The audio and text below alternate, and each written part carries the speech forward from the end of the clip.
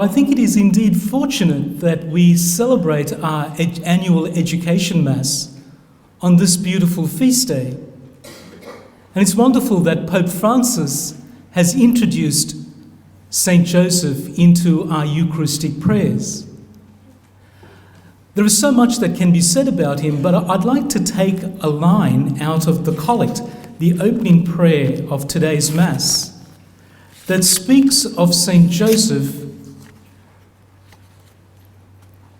having a watch, a constant watch, over the unfolding mystery of human salvation. I think sometimes being a teacher anywhere, whether it's in the Catholic school, or whether it's a teacher at home, or whether it's being a pastor, St. Joseph is a good model for us to have a watching brief over others.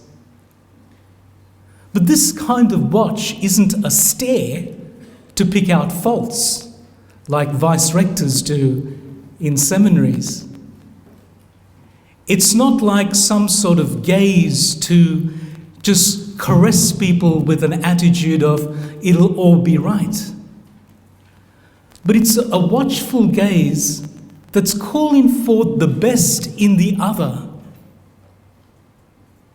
St. Joseph modelled that for us in the Holy Family, for he believed in the promise that God made to him and to the nation of Israel. We as Christians have also been made a promise that God will be with us, not just as some benign companion, but as a loving brother, a loving father, and an inspiring spirit, to walk with us in our journey of life.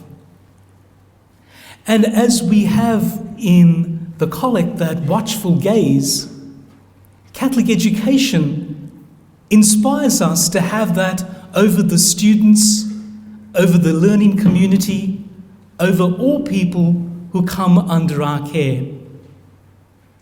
But sometimes that watchfulness for all of us can become a bit mechanical. We did it before, we did it last year, we did it the same way then, we'll do it the same way now. As I was saying to the beginning teachers this morning, sometimes we can succumb to that attitude that if it's not broken, well, why try fix it? But we who are committed to this watchful gaze must strengthen our resolve to continually see the good in the other, even if the other can't see it in themselves. But sometimes the language that we use can become a hindrance.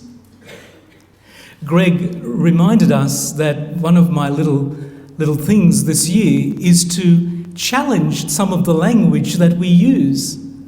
And I want to say a few things about that at this Education Mass. We're often used to using the language of parish and school, and that has served us greatly in the past. And it can continue to serve us in the future, but it has some limitations. Because as soon as we start talking about parish and school, we talk about boundaries, we talk about rights and obligations, we talk about expectations, and we all seem to somehow gradually move into our separate zones. We can still have, and we should have, good parishes, and we do have great parishes and great schools.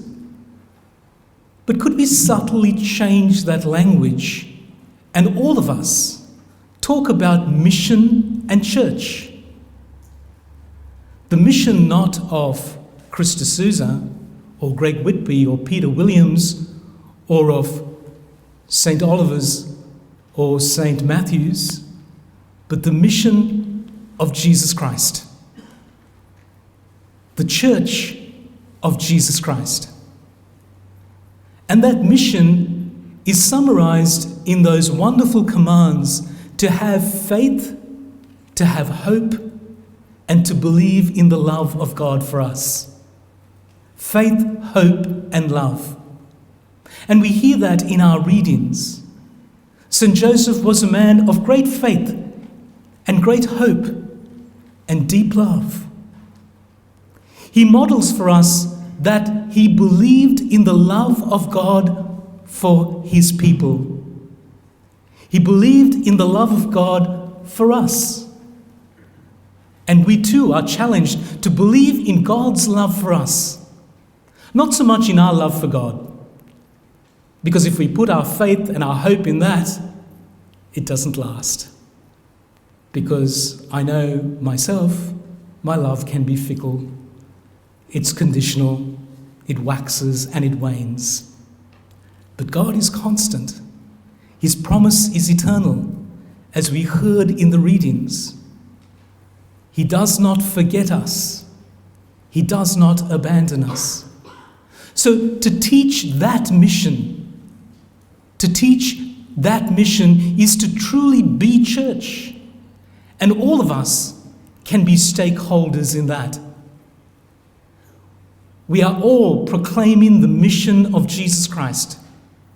We are all part of the body of the church. And as we do this, we not only walk in companionship with each other, we walk in companionship with Christ himself. And in this walking, we continue to reveal God's saving love. We continue to witness and to hold up those who might like to fall down, as all of us do at time to time. And we offer strength and encouragement to each other. For we're not alone in this journey. We walk with each other in this system of schools. It's not just one school going off on their own, or one parish going off on their own, or one diocese going off on its own. We're in the mission of the Catholic Church. We're proclaiming the church, the mission of Jesus Christ. Language is formative. The words we use change us. If we dare start changing our language, it can actually change our behavior and change our thinking. We can move from an I to a we, from a me to an us. We can gradually become that great thing that continues to shape and challenge us. For to be part of this mission and to be part of this church is to allow ourselves to be changed and challenged. I beg pardon of the beginning teachers. I used a metaphor with them in my talk, and I spoke about the pearl of great price.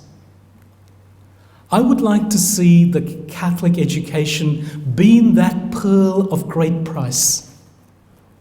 And as we know, pearls are formed under stress.